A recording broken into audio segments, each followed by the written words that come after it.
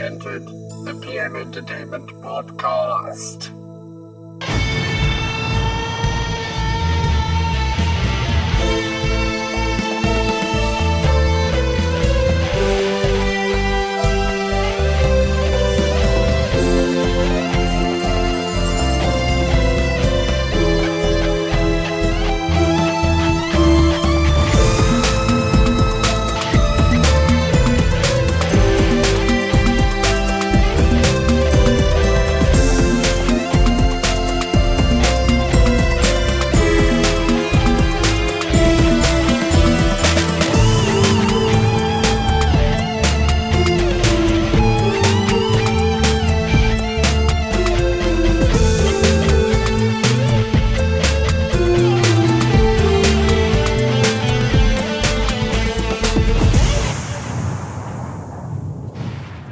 Welcome to an all-new episode of the PM Entertainment Podcast, the show that shines a light on the plucky filmmaking entrepreneurship of Mr. Richard Pepin and Mr. Joseph Mehy that blazed an exceptional trail of straight-to-video gems from 1989 to the year 2000. Films where your willingness to hang from a helicopter, throw yourself through plate glass and light yourself on fire was a more highly cherished skill than, say, giving a good line reading or the ability to emote.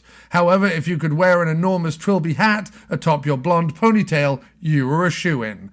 I'm your host, John Cross, and don't forget, if you like the show, please remember to rate and review us on any of the podcasting platforms you use, share our Facebook posts, like, comment, and you can contact us via our email, pmentpod@gmail.com. That's pmentpod@gmail.com.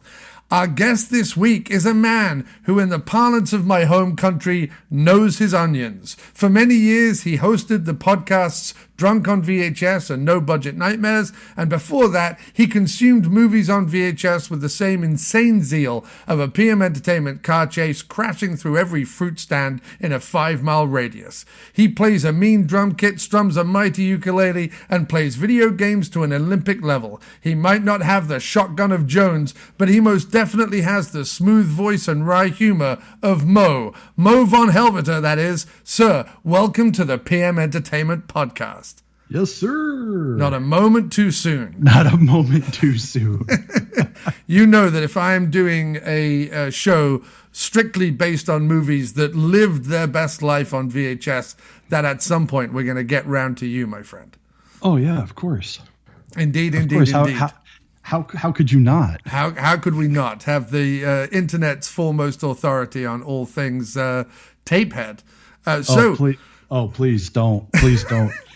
Look, maybe in 2010, 2011, these days, you don't even want to know. No, I know. I know there are people out there that know every corner of this world, but we in our own way are experts on our own niches. And I know your niche kind of goes to like something weird and more sort of the horror, post-apocalyptic, weirdo action stuff and sex romps. Yeah, I was going to say, let's not forget sex romps. Oh, I will never forget sex romps. I will never forget them because they again, I mean, I could easily be doing the sex romp podcast, but instead I chose to do the PM Entertainment podcast.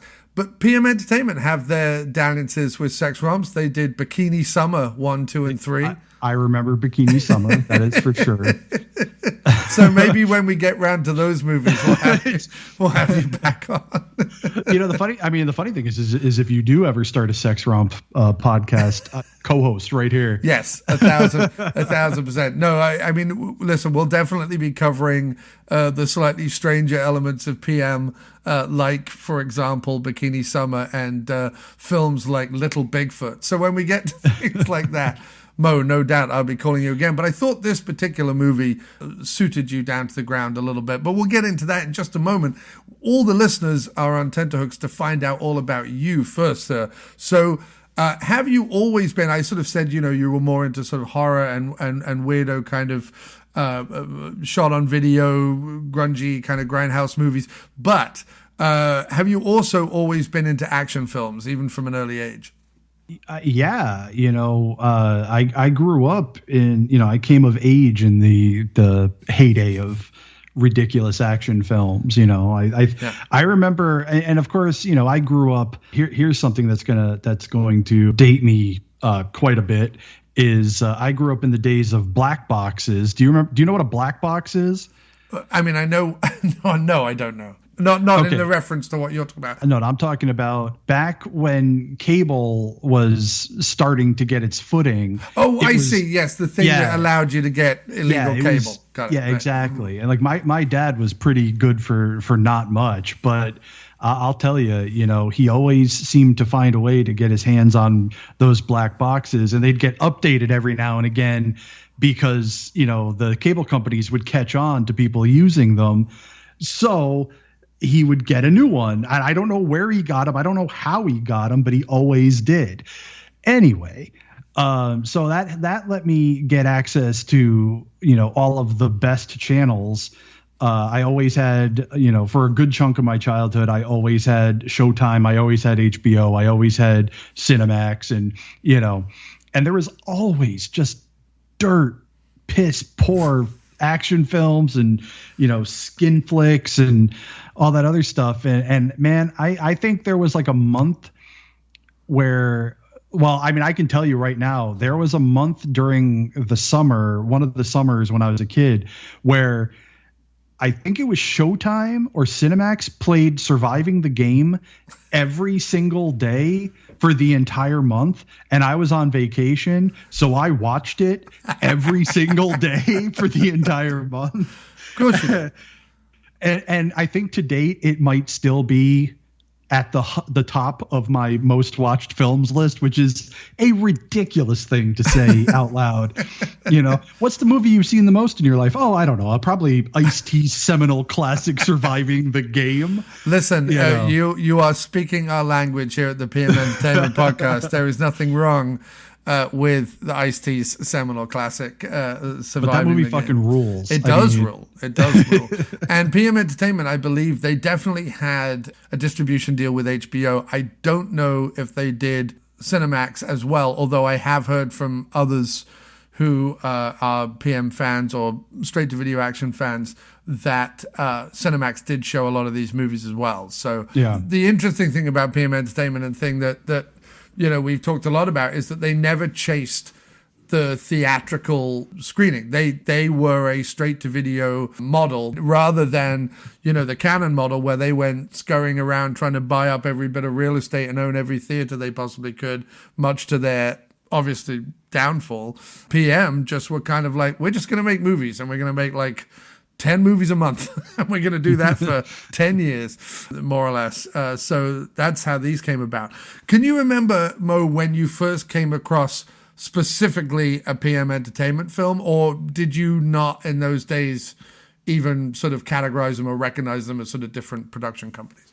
It wouldn't have been until I was in my 17, 18, when I really started to pay attention. I kind of got into like the movie game late for guys like us. A lot of us tend to discover films, and that being a thing that they're a fan of. I hear a lot of like 10, 11, 12, when they first start. I was like 17 when, like I had seen a bunch of movies, but like it wasn't anything I was going out of my way. You'd seen Surviving the Game. Yeah, I had seen Surviving the Game a lot, and like basically anything that came to TV I saw. So like, I was introduced to horror films way young, like way too young. I saw Friday the 13th. No, sorry. I saw Nightmare on Elm Street when it did its first run on the pay channels. And, and you got to remember, I'm 8, 9 years old at that point, maybe even a little younger. And I saw that movie at like 3 o'clock in the morning because I couldn't sleep, and I went out to go watch TV in the living room, and because that's where the black box was, and it was on, and I'm like, holy shit, this is terrifying. I didn't sleep for like 3 days after that, and then I started. I'd catch some of these not weirdo, but like these action movies where like anything Schwarzenegger, I was always a big fan. I liked Stallone, but it wasn't really until I hit into my like mid to late teens, where I really started to recognize, and like we would go tape shopping, like, thrifting. And, you look on the side of the box and like, ooh, this one's Polygon, I'm taking this. This one's Canon, I'm taking this, know. Yeah. And, and it was my buddy Bosch, who He was on our first episode. That's hilarious. Him and his brother were on our first episode. Yeah. Yeah. He was the one who really started getting obsessive about finding PM tapes. That was his thing. The two of them. Well, they did The Sweeper, which Bosch still claims to this day is like basically his favorite movie, or one of his favorite movies. That doesn't surprise me.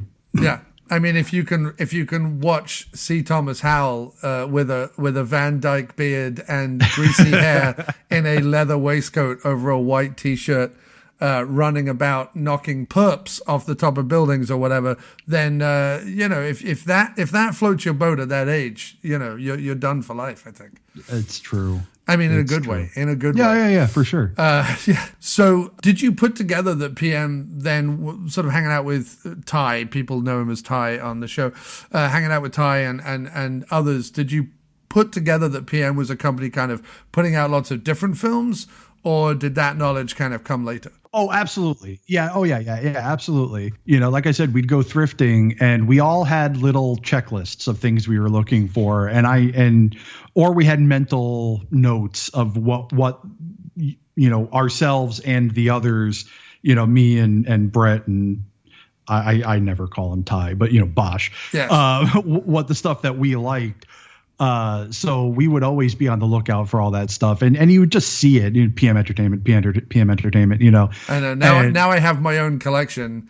Right. In fact, this people can't see it, but the screen behind me is all my own VHS tapes, and having them all on a shelf with the PM Entertainment logo on the side. Oh, it's mighty. In fact, sometimes because there are other VHS distributing companies put out some of the movies. Like there's a version of Rage that doesn't have the PM logo on it. If I find a copy of a movie I already have, but it's the PM Entertainment logo version, I buy that. Yeah, that's how insane I am, because I like all the logos lined up. And they changed the logo on the tapes like 3 times, but I don't care.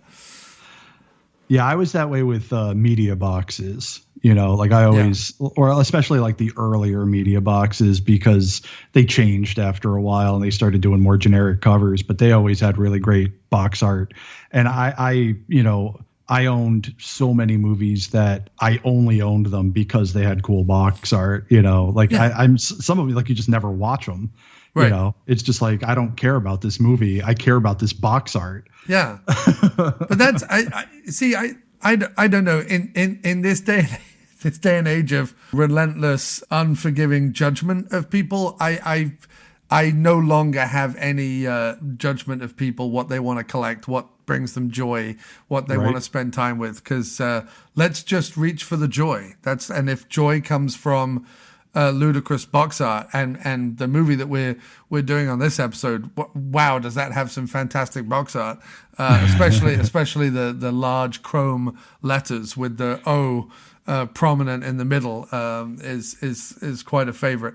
And the woman on the front cover that is not in the movie, and in fact made her career being on the front of VHS movies that she was not in. That's amazing. So that's absolutely amazing.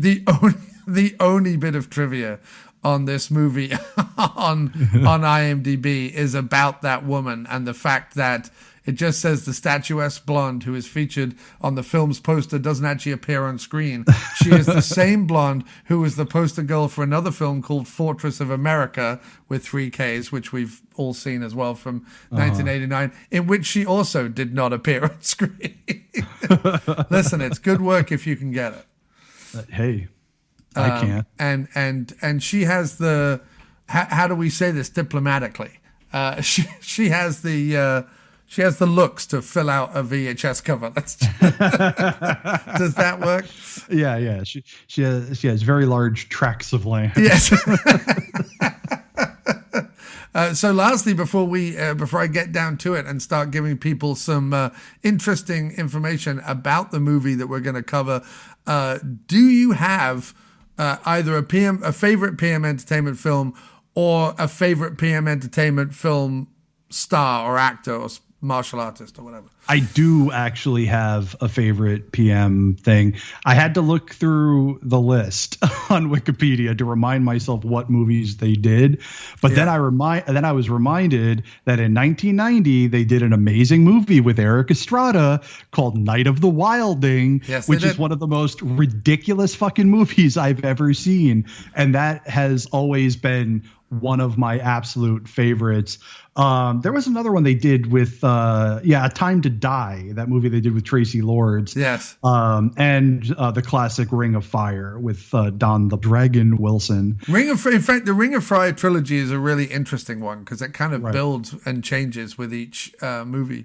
Even though what's wonderful is, unlike the Blood Fist franchise that he does for Roger Corman, where he essentially is a different character every movie, they just call it Blood Fist 1, 2, 3, 4, 5. With Ring of Fire, what's so incredible is he maintains his job as a doctor, but they maintain it even though by the third one he's like fighting goons on motorbikes in the hospital hallway and it has nothing to do with him being a doctor at all. That's amazing. So it is fantastic. So okay, Night of the Wilding, I've made a mental note. When we finally get around to covering that masterpiece, we will have you back on the show, sir.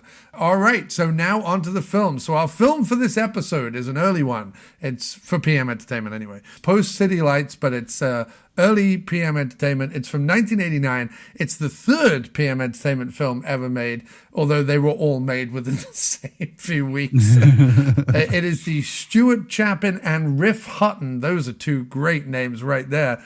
Starring cacophony of great lines, hard right turn plot twists, and the greatest theme song of any PM film ever. Maybe any film ever. It's a banger. It's a banger. That's right. It's the Shotgun of Jones. It's Shotgun.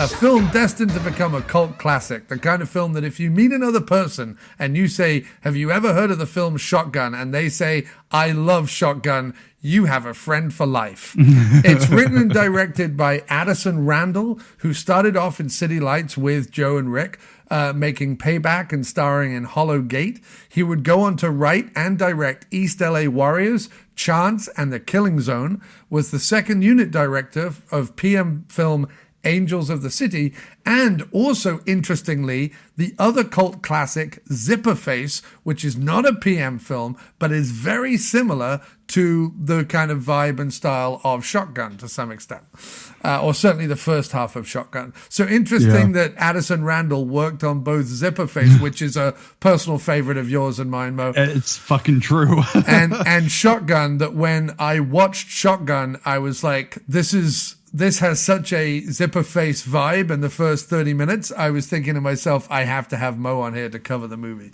Yeah, I have a note in my notes. I didn't take a lot of notes, but I took some. That I say Rivington looks like a low rent Zipper Face. Yes. Oh, yeah. 100%. And that's what's amazing is that to some extent, Zipper Face has more of a budget than this film. Yeah, well, he's got a full head to toe suit. He's got the full gimp suit, which would have been a lot more useful in this movie because you kind of go, oh look, Rivington's the bad guy from the get go. I'm not spoiling anything, people. Within 10 minutes, you know exactly who it is. Anyway, the stunt coordinator for this movie is none other than Broadway Joe Murphy, who was the stunt double for Steve Railsback, Lorenzo Lamas, Bill Paxton, John Savage, and Michael Worth, and was inducted into the Hollywood Stuntmen Hall of Fame in 2013. He would go on to work with PM on everything from LA Heat to Little Bigfoot, and so many in between, including fan faves like Maximum Force, CIA, codename Alexa, To Be the Best, Direct Hit, Zero Tolerance, T-Force, and Steel Frontier. We definitely have not heard the last of him. Anyway, before we review and chat about the film, it's time for everyone's favorite now segment of the show, I'm sure. It's time for the PM Entertainment Bullet Points. It's the PM Entertainment Bullet Points.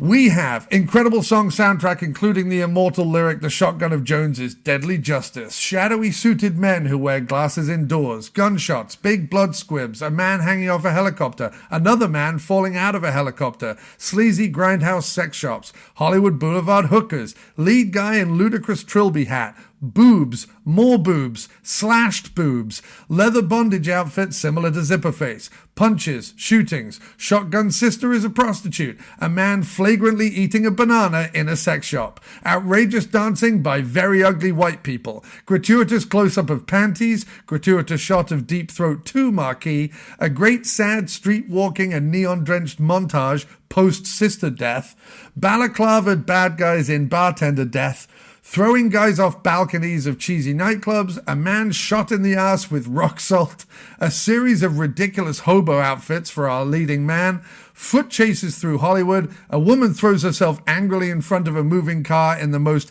heroic display of Karenism ever seen, our hero gets hit by a random van, hangs off a car and rolls into cardboard boxes, he forces a militia hobo friend of his, by pointing a shotgun at his dick, to build a tank with him, A-Team style. He then shows up in Mexico and blows everything up, shoots men off a roof, people fly away from explosions, over the tops of cars, burning men on fire, hits car and car drives into a wall. There are multiple other men on fire. There's a British man hamming it up, dressed like an extra from Raiders of the Lost Ark, the high school version.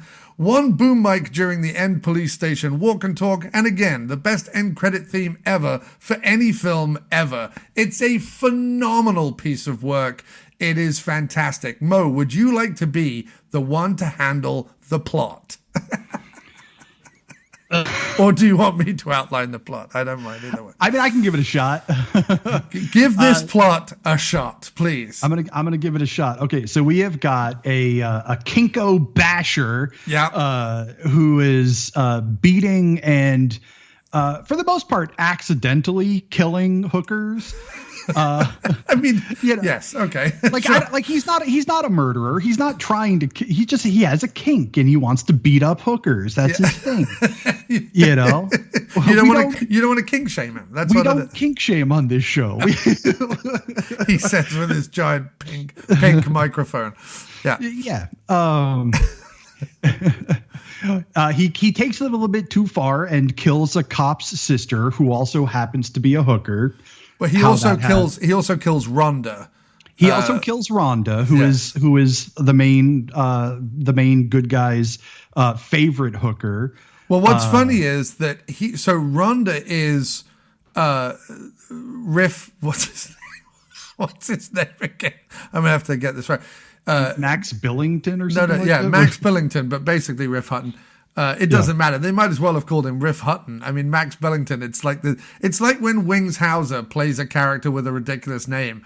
Just call him Wings Hauser. Anyway, Wings Hauser. There is some implication early on that Riff Hutton's, or whatever you said his name was, Riff Hutton's hall pass is Rhonda the hooker. But what's equally interesting is there's also an implication that Riff Hutton's wife's hall pass is his partner, Shotgun Jones. Anyway, sorry, Mo. Carry on with the plot. So The Kinko Basher, who is of course Rivington, Yeah. kills the cop's sister. Yep. And then basically the rest of the movie is just him out for revenge. He gets kicked off the force because he is a cop on the edge. And Well, he's a violent fucker who beats another cop he's into awful. into a hospital He's bed. one of the yeah. So he becomes a bounty hunter, but they don't like being called bounty hunters. They're skip tracers. Whatever. Right. He's a fucking bounty hunter. And that way he can be even more violent because he doesn't have to pretend to be a cop anymore. Because apparently bounty hunters or skip tracers work outside the law and no cop is Yeah. looking to get exactly. Yeah.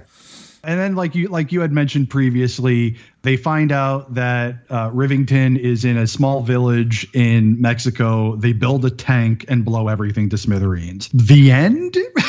Sort of. I mean, see, what's interesting about the movie to me is that it's essentially 3 films like just slammed together. Do you know what I mean? Someone was like, Yeah. well, we want a, gritty urban, hookers being murdered, the dirty streets of Los Angeles buddy cop film, a la kind of the first Lethal Weapon.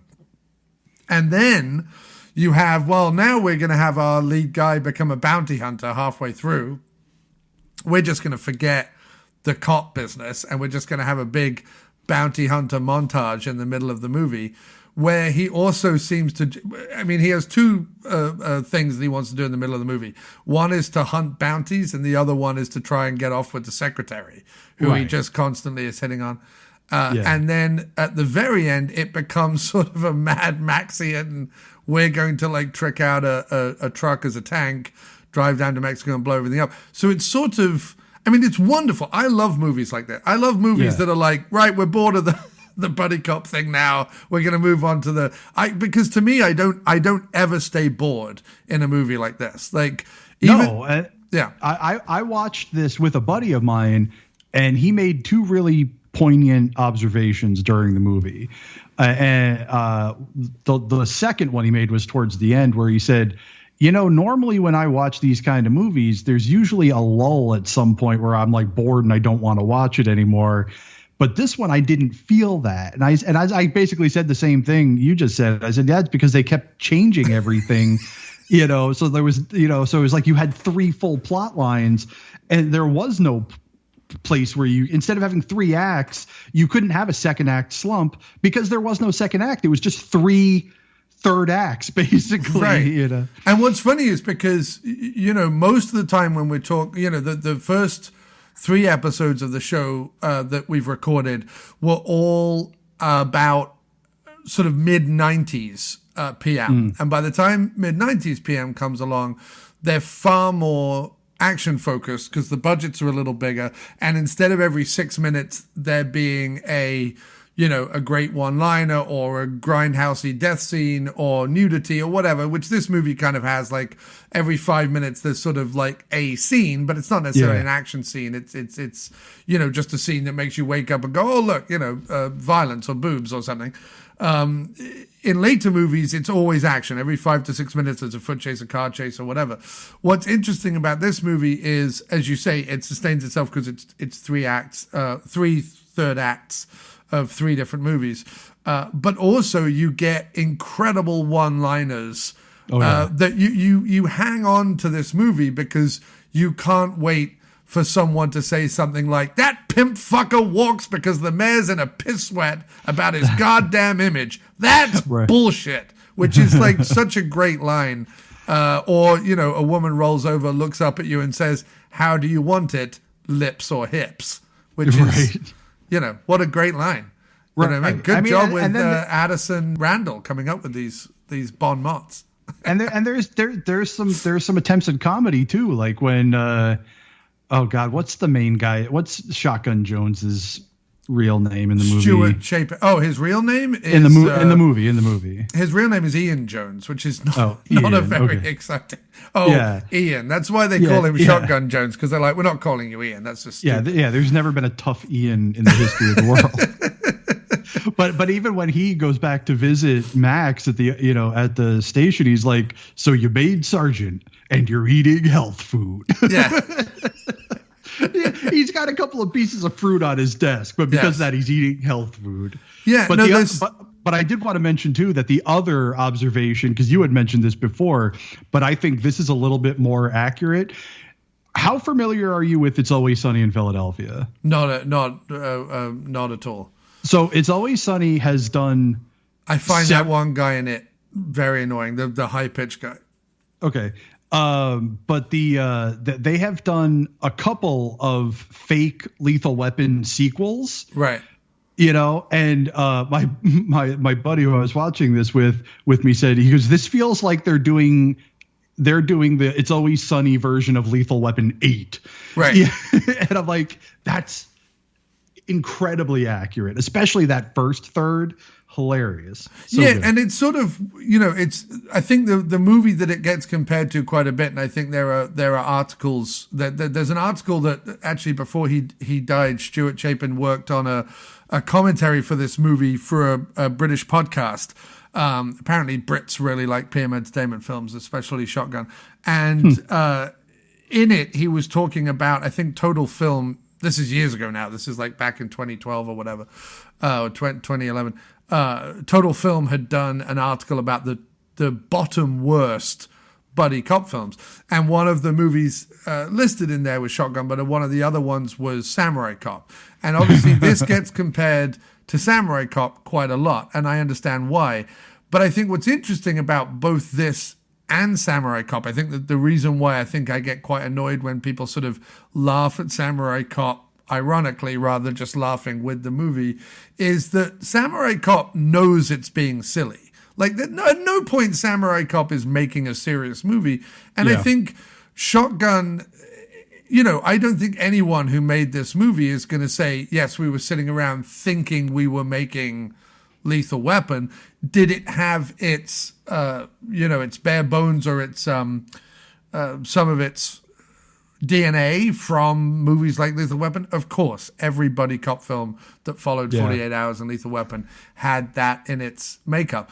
But look, they are clearly writing this. It's not a parody, but when you see these independent movies, they're going, well, what can we do to zhuzh this up enough? We don't have the money right now. This is early PM Entertainment.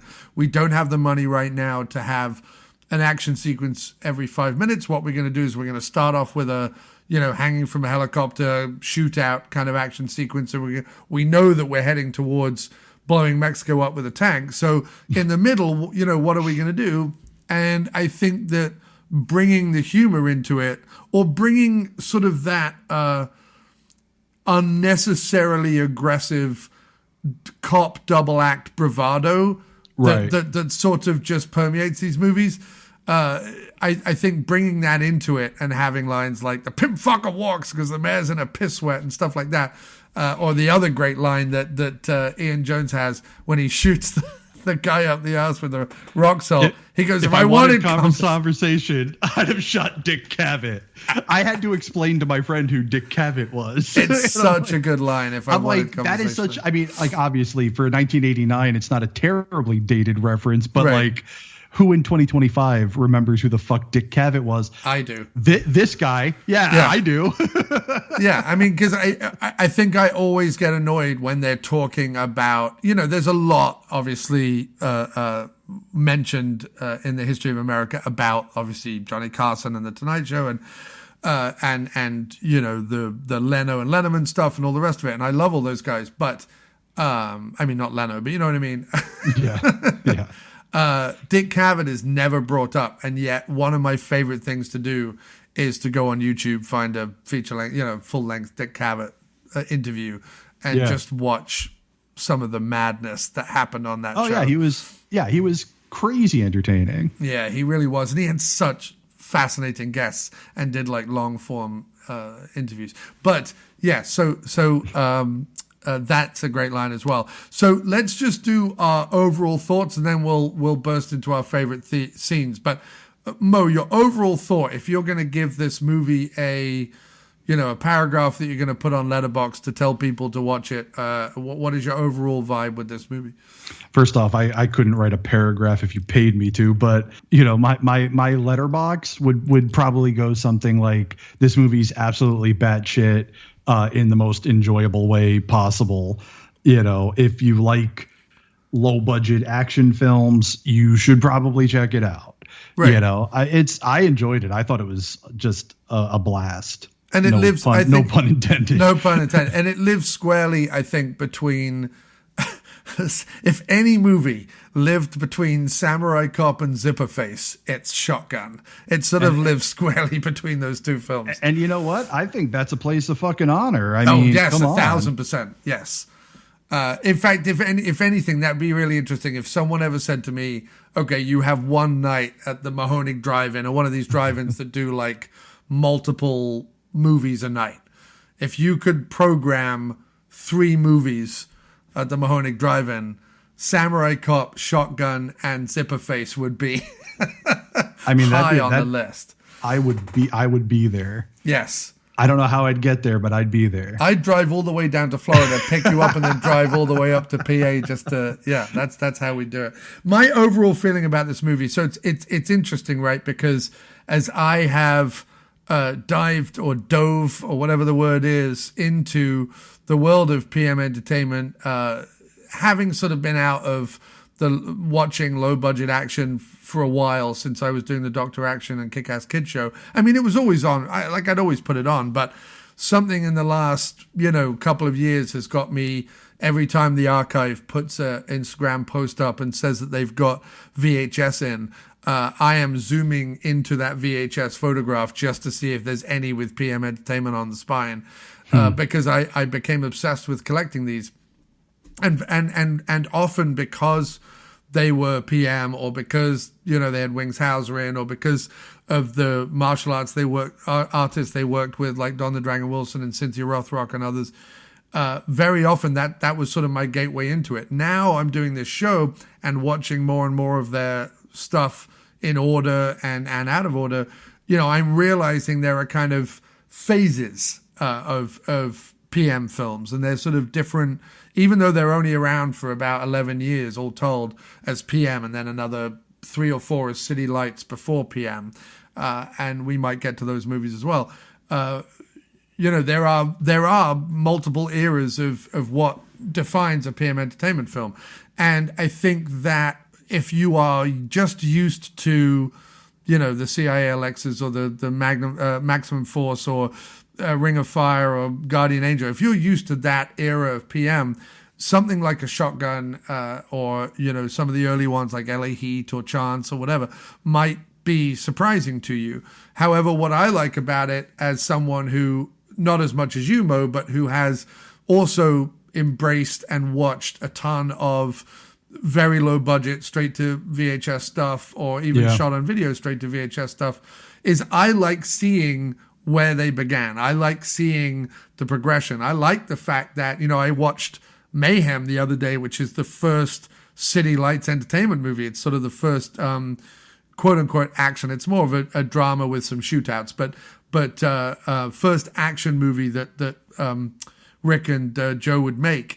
And it's really interesting to watch that, and then, with the same breath, watch one of their later movies from the late 90s and just sort of see how far they came and how quickly they made that progression. So for me, finding something like Shotgun, which I genuinely feel is a real gem, and it's I've not watched all of the early PM stuff yet, so I might find other gems, but of the ones I have seen, this one stands out mainly because of just how ludicrous the leading man looks, but also all the one-liners, the fact that at the end there's an A-Team sequence where they build a tank with a militia hobo, and also some of the more sleazier grindhousey elements. I mean, there's a lot in this that reminds me of either the Glickenhaus or Henenlotter or Lustig or Cohen movies that were being made in New York at the same time. Especially that first third.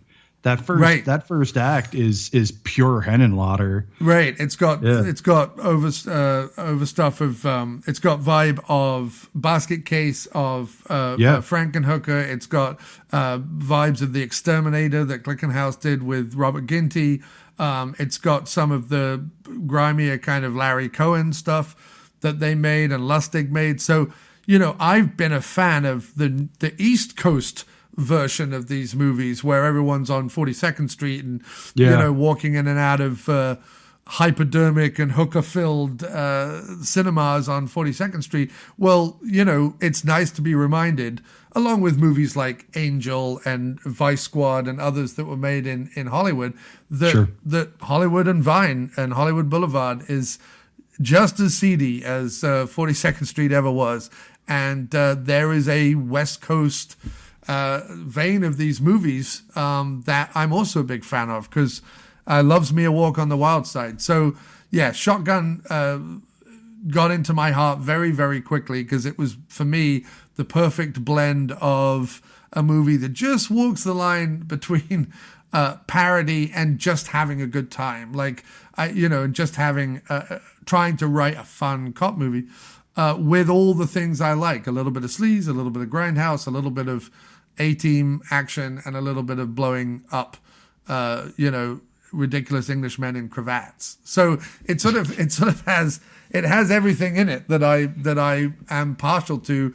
And if I went out to make a movie and this was the movie I came home with, I'd be fucking ecstatic. Right. And this movie has, so I have sort of like an internal grading system that I do as I watch movies like this too. And there is one thing that these, straight to video or, you know what I mean, action films can have that will immediately increase my score by a letter grade. And that is a full body burn. And this movie has like 3, yes, and they're all pretty fucking good, you know? And I, the other thing is decapitation. If you have a decapitation that then please give me more. but full body burns just they're so impressive to pull off, especially at a low budget. Because it's like, oh my God, you guys that's fucking dangerous. But it's rad as shit when they can do it. I don't even care how fake it looks. You could be a guy in a full retardant suit, covered in the jelly, and you see everything. There's nothing covering up anything. I'm like, you know what? You did it. I'm happy. Let's bump that up to a B. Yeah. Isn't there one point where at the end of Shotgun, I'm trying to remember because it's a while ago that I watched it, but where a guy just literally just walks out of a building and he's already on fire. Like he's just on fire. Or does he blow up the building and the guy comes out of the building on fire? I want to say they blow up the building and he comes out on fire, but I think it's even more impressive, when they show the guy. They don't show him getting hit by it, but they imply that he's getting hit by the flamethrower that they built into the tank. Right. Because the tank has a built-in flamethrower that comes out of the engine block, which I'd like real safe. Super real safe. We're just going to put a flamethrower next to the engine block and see how that works.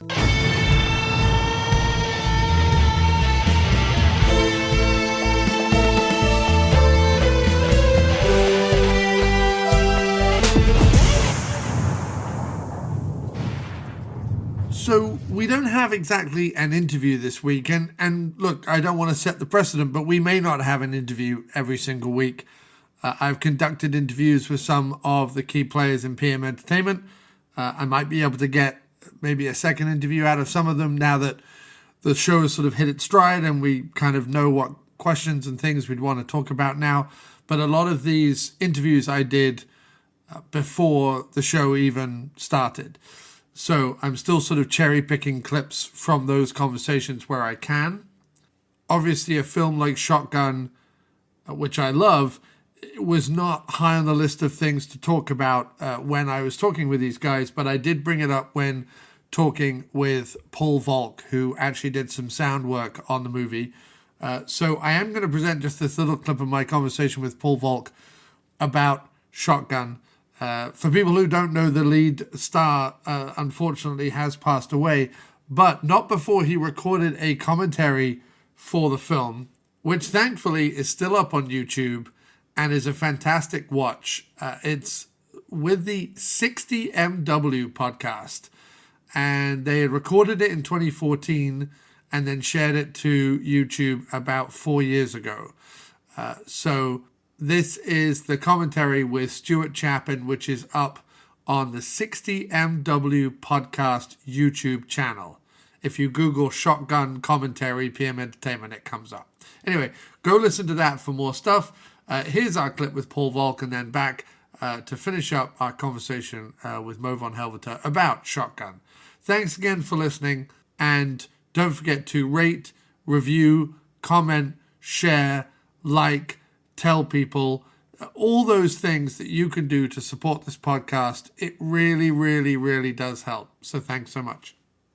Shotgun is a beautiful gonzo classic. It's completely weird and wonderful in a way that I don't think you would, if you sat down to make Shotgun, you know, with a budget and named actors and all the sets in the world and audio editing and everything else you were talking about, you would never be able to make Shotgun the way that it exists. It's such a beautiful movie. Sometimes magic kind of happens. I mean, I've never in the past have I thought about have I related that to Shotgun, but I know what you're talking about. Just the star, the tall guy with red hair.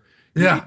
He was into it. He was into it. In fact, he used to bring he didn't use them, but he'd come to set with these Japanese swords. And like when he wasn't shooting, he'd be twirling these Japanese swords around and having fun with it. And that was just part of his whole thing. I love that. I just watched it again the other night, and it is fantastic. And I think what's probably didn't do sound mix on that either.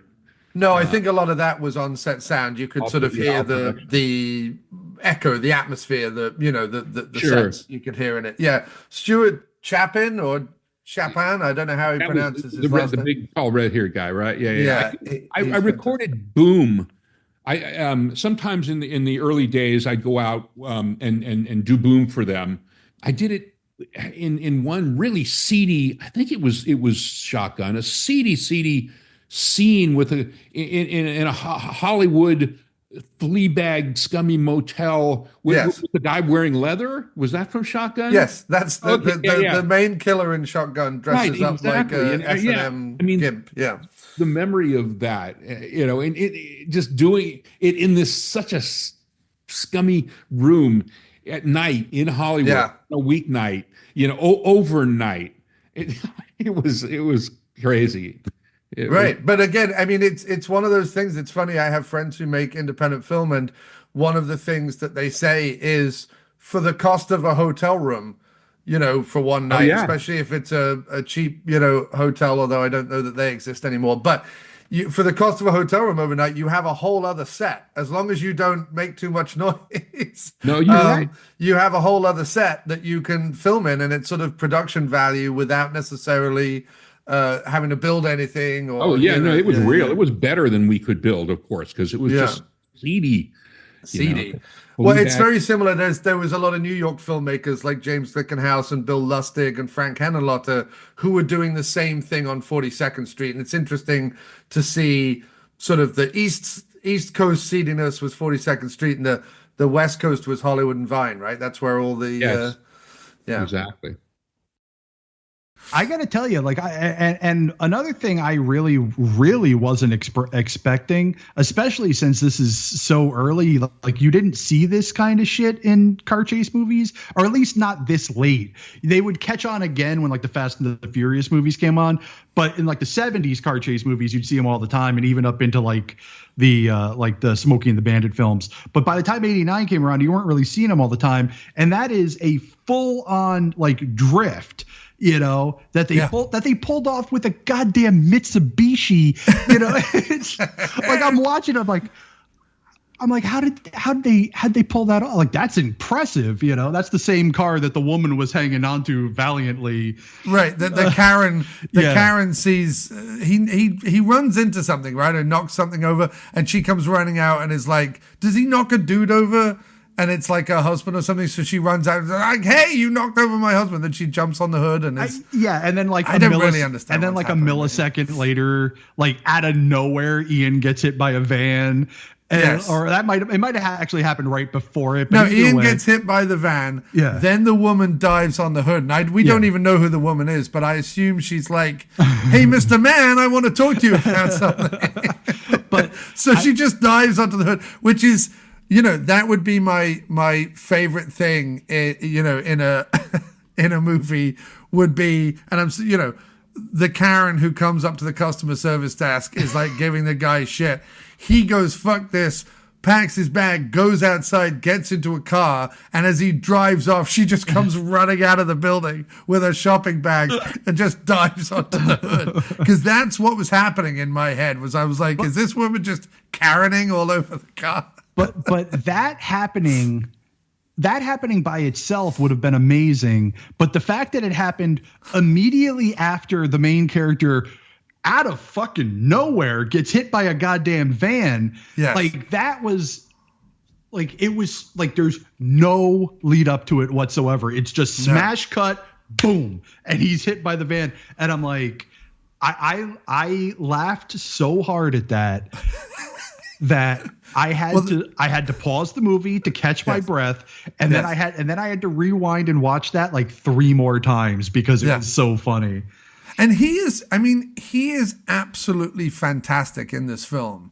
Now, I don't think he would agree. I think he has a healthy sense of humor about this movie and understands that, he certainly wasn't Joseph Mehi's first choice, apparently. He was Addison Randall's first choice. And what's very interesting is that Stuart Chapin says in the commentary that apparently Addison Randall is also an incredibly tall, long-haired, lanky, blonde dude, and basically hired Stewart because he most looked like Addison Randall. So that's amazing. I guess Addison Randall was just like, I'm going to be the star of my own movie, but I'm going to cast someone who's my doppelganger.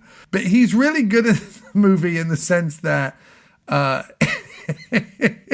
it's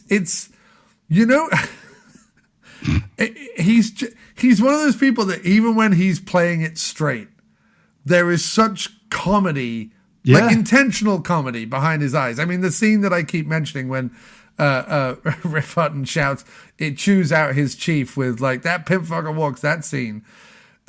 Stewart has decided, I'm just going to stand at my full like 6'5" or whatever he is. Yeah. And I'm just going to stare. I'm just going to give 1,000-yard stare to like a crack in the ceiling. I'm not even going to look at the chief. Right. I'm just going to have this determined like scowl on my face as I sort of look off into the middle distance.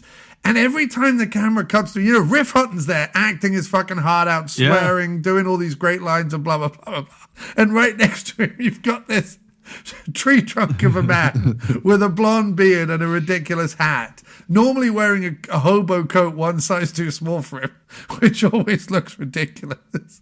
Just staring with this kind of determined scowl on his face, and I'm like, the guy's a fucking comedic genius. Well, like that scene that I pointed out to you earlier, where they're in the bar drinking away, they've such a good scene. It's the best scene in the movie. They've got the shot glasses upside down in front of them, showing how many they're how deep in they are at that point. Yeah, and these 2 guys come in with shotguns to hold up the place. At first, I thought they were coming in there for those guys. Right. And then I realized, oh, no, they're not. They're just there to hold the place up. This just randomly happens in Hollywood. It just randomly happens. And they just completely deadpan go, "Police," like no emotion whatsoever. "Police," and then proceed to completely unload their clips into the 2 bad guys.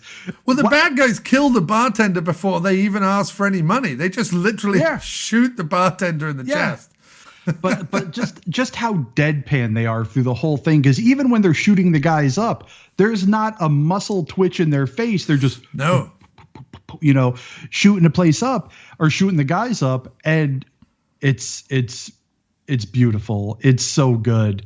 I love it. It's a complete joy, and that is definitely a standout scene in the movie. I mean, that whole monologue he gives is just incredible. There doesn't need to be, with PM films, there is a shorthand. If two guys come in balaclavas and offload a shotgun into the bartender, that's just your cue. It's like the music cue. It's like, okay, I've got to pick up my guitar and start playing, or I've got to pick up my gun and start shooting. All right, there are 3 other things I wanted to mention real quick. Please. No, go right ahead, dude. This is our favorite scene section of the podcast. Yeah. And these are some of my favorite things. One is I want to mention Max's wife. We talked about her briefly, and we have a couple of scenes with her. Yes. I don't know who plays his wife, the actress, but she is charming as hell. Whoever plays her, she's a terrible actress, but she's so charming that it doesn't matter. You know, she is played by Denise, it's spelled Deniese, so Denise. I don't know.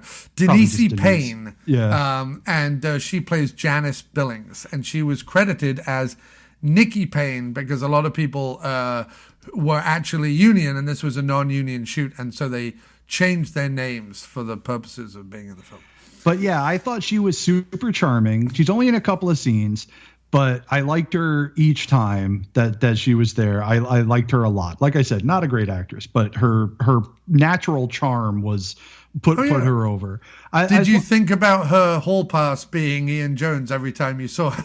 Yeah, I thought that shit was hilarious, and I love the fact that she flaunted that shit in front of her husband every time Ian would come over. Like, we were gonna have meatloaf, but since you're here, we're gonna have steak. You know, I thought that was great. The other thing I wanted to mention is that Johnson Coolidge is the most insane name I've ever heard. Yes. That's the guy who gets shot in the ass with rock salt. I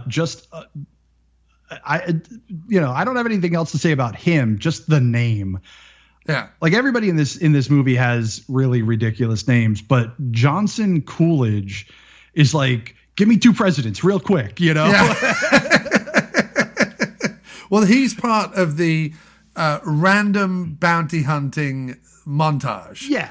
Sort of the second act of this movie is just like have him go round and arrest people. Basically. Exactly. Yeah. And then the other moment that I noticed, and this isn't really like anything important, but they're towards the end of the film, they're having a foot chase scene. This is actually right before the him getting hit by the van and the woman jumping on the hood, where the cameraman struggles real hard to keep up with them. And then I think they finally just give up at one point and they cut to the next angle because they're like, you're not keeping up with him. And I just thought that was absolutely hilarious.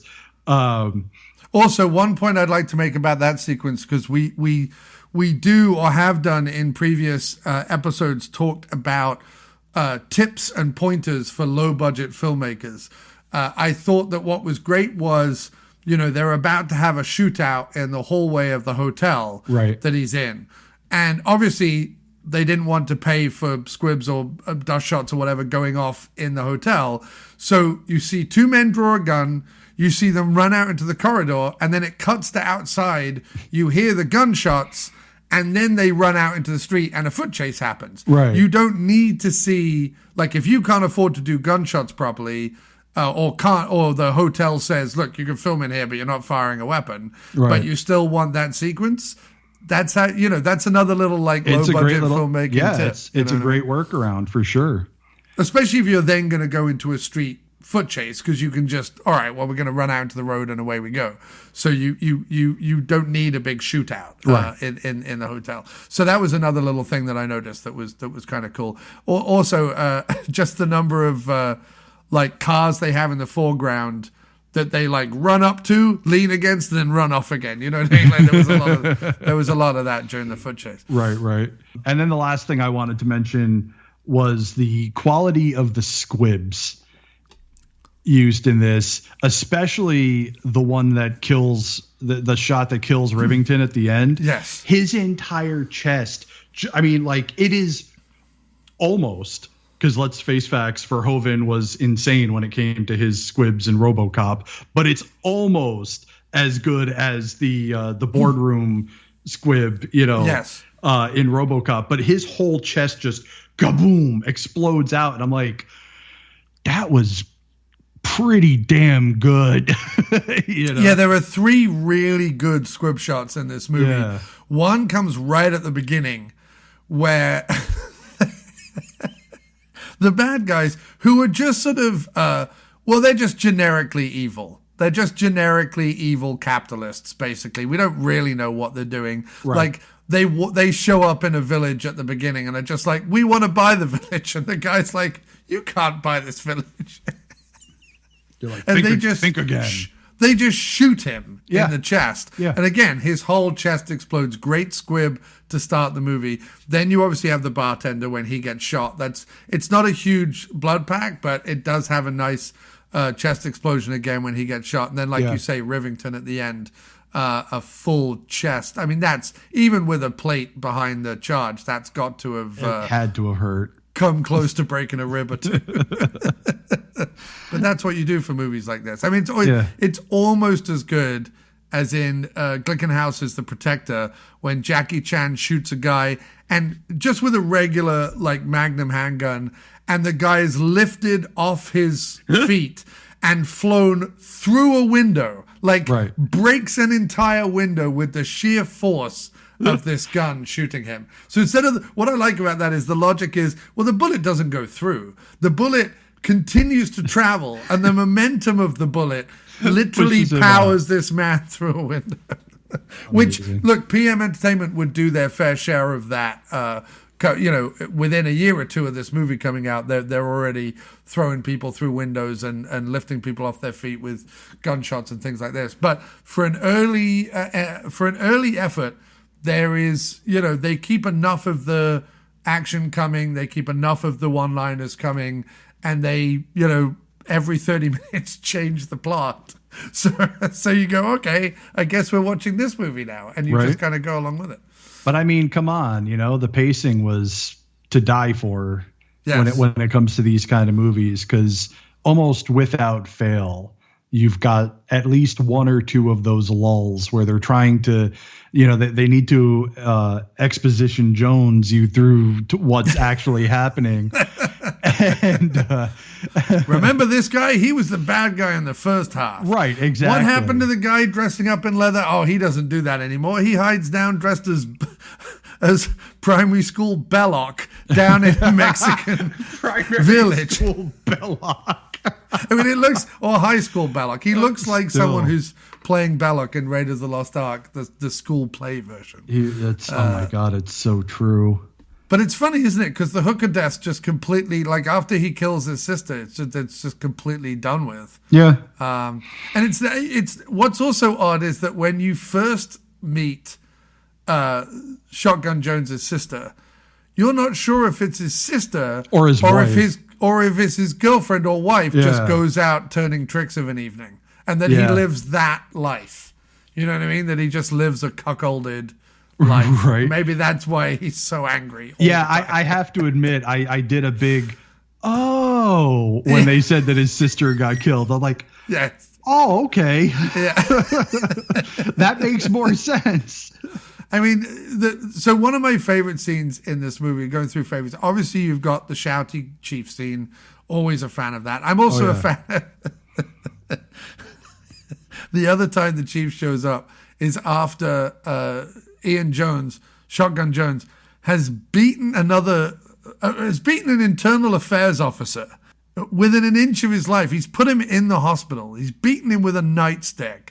Yeah. Because he just goes, we're going to have your badge for this. And he just goes, you son of a bitch. And just grabs him and throws him around this like vestibule of the police department.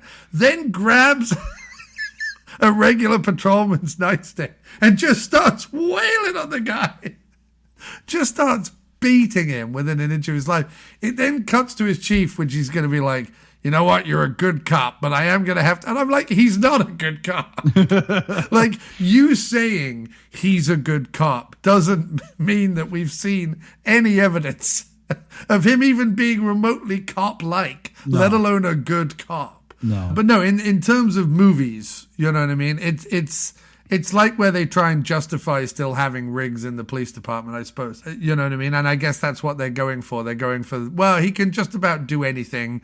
He can shove his gun in the mouth of a perp and say, I'm going to basically going to murder you without any evidence. And then he can beat a fellow officer to death, or close to death, and then just be told by his chief, look, you're a good cop, and because of your sterling record, I'm like, we've seen no evidence of this sterling record.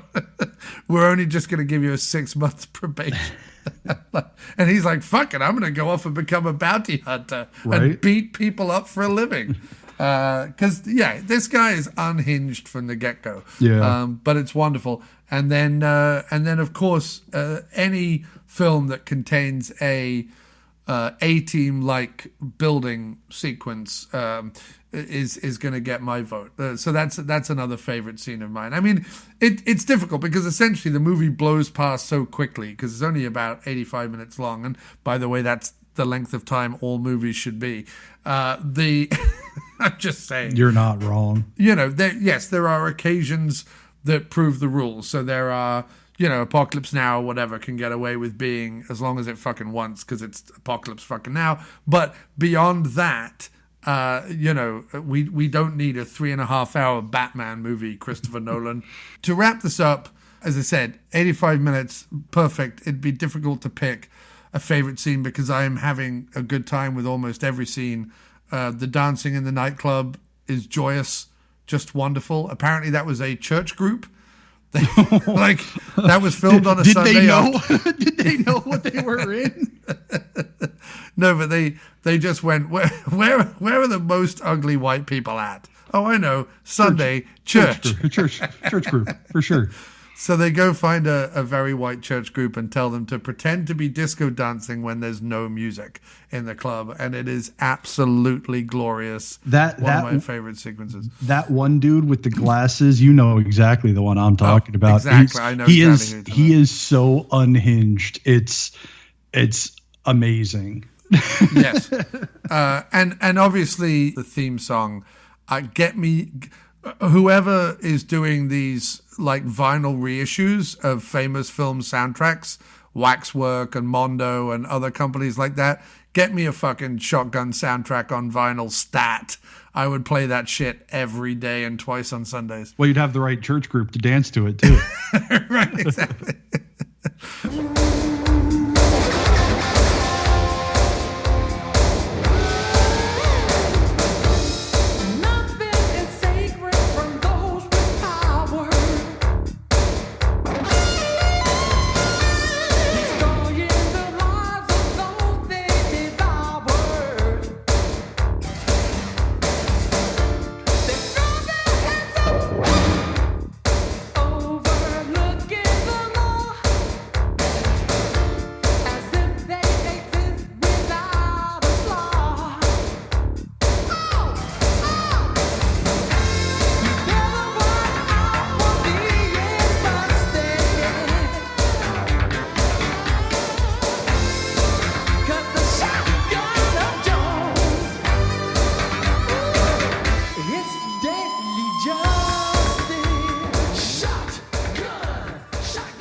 So, do you have any final thoughts on the movie, sir, before we go ahead with our ranking? No, because my final thoughts would be my ranking. So, yeah, let's go to it.